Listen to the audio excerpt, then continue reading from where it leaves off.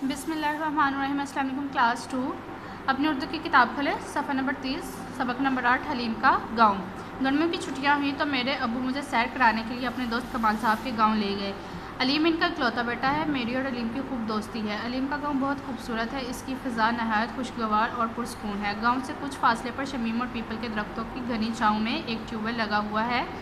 ये ट्यूबवेल अलीम के अब्बू ने खेतों को पानी देने के लिए लगवाया है। मैं और अलीम रोज़ाना सुबह सवेरे इस ट्यूबवेल पर पहुंच जाते हैं। नहाकर सुबह की नमाज़ वहीं अदा करते हैं और सूरज निकलने से पहले पगडंडियों पर से होते हुए हरे भरे खेतों की सैर पर निकल जाते हैं। सुबह की ठंडी ठंडी हवा और खेतों की हरियाली हमारे दिलों में खुशियाँ भर देती।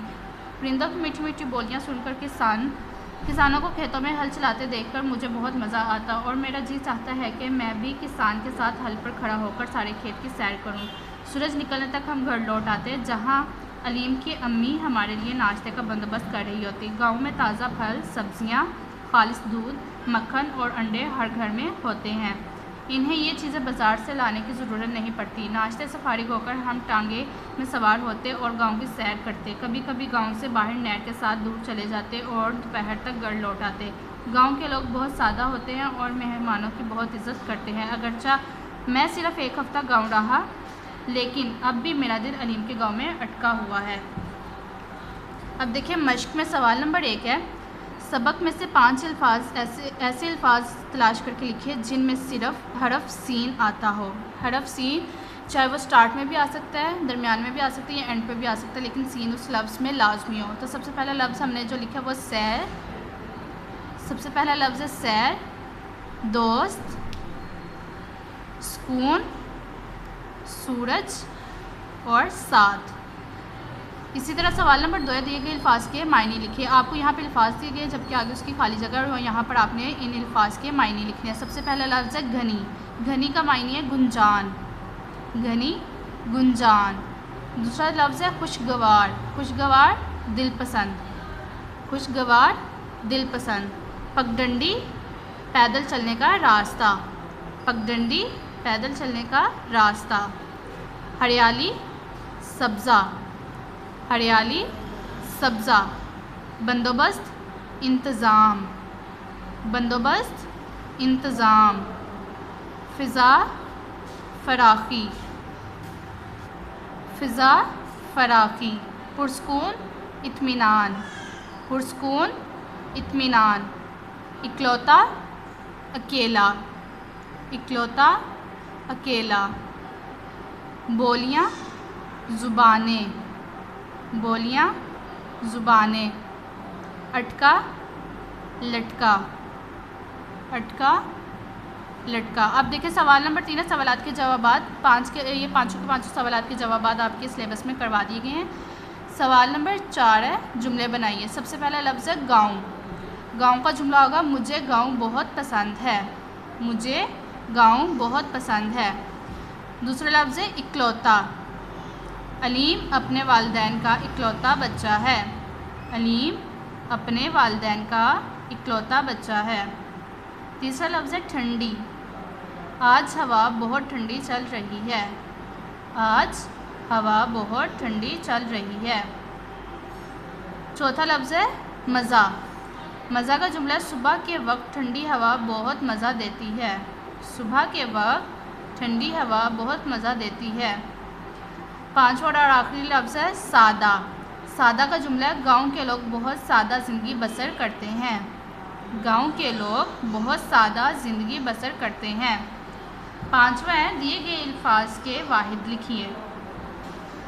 जिस तरह से पहले हमने वाहिद जमा किए थे कि आपको यहाँ पे वाहिद लिखे दिए जाते थे और यहाँ पे आपने उसकी जमा करके लिखना होता था, बल्कि यहाँ पे आपको वाहिद खुद लिखने हैं और जमा उसके लिख के दिए गए हैं। तो सबसे पहले जमा है छुट्टियाँ। छुट्टियाँ के वाहिद है छुट्टी। छुट्टियाँ, छुट्टी। फासले, फासला। फासले, फासला। खेतों, खेत। खेतों, खेत। सब्जियाँ, सब्ज़ी। सब्जियाँ, सब्ज़ी। पगडंडियों, पगडंडी। पगडंडियों, पगडंडी। खुशियाँ, खुश। खुशियाँ, खुश। बोलियाँ बोली, बोलियाँ बोली। मेहमानों मेहमान, मेहमानों मेहमान। अब सवाल नंबर 6 है, मुनासिब लफ्ज़ लगाकर खाली जगह पुर करें। यहाँ पे आपको खाली जगह दी गई है और यहाँ पे अल्फाज दिए गए हैं और इन अल्फाज का चुनाव करके आपने यहाँ पर लिखना है खाली जगह में। सबसे पहले अलीम उनका डैश बेटा था इकलौता।